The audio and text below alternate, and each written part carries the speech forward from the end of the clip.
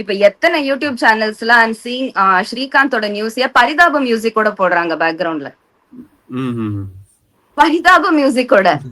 Also they are saying இப்போ ஸ்ரீகாந்த் ஒரு கோரிக்கை கேட்டிருக்காரு இல்லையா, என் குழந்தைக்கு உடம்பு சரியில்லை, அது கழுவுறாங்க, அது கழுவுறாங்க. ரெண்டு கேள்வி எனக்கு. நீ கொக்கையில அடிச்சப்போ உனக்கு குழந்தைங்க இருக்குன்னு நீ யோசிக்கலையா? ரெண்டாவது கேள்வி, நீ ஷூட்டிங்ல இருக்கும்போது குழந்தைக்கு ஜுரம்னா விட்டு போயிருவியா?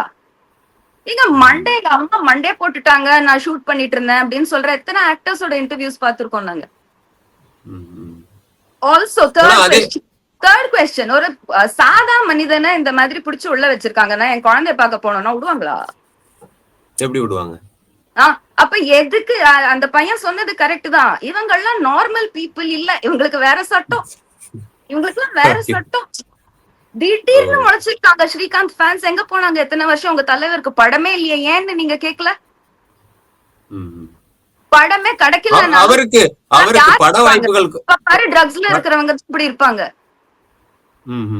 பாரதி ராஜா இன்னி வரைக்கும் நடிக்கிறாரு. அவருக்கு அந்த சினிமா ஏதாவது செஞ்சுட்டே இருக்கணும்ன்ற துடிப்பு போவே இல்லையே. மனுஷன் மூஞ்சில இளமை தெரியுது. He does not touch drugs. He doesn't touch drugs. வயசு வித்தியாசம் பார்க்காம பேசுவோம் நம்ம.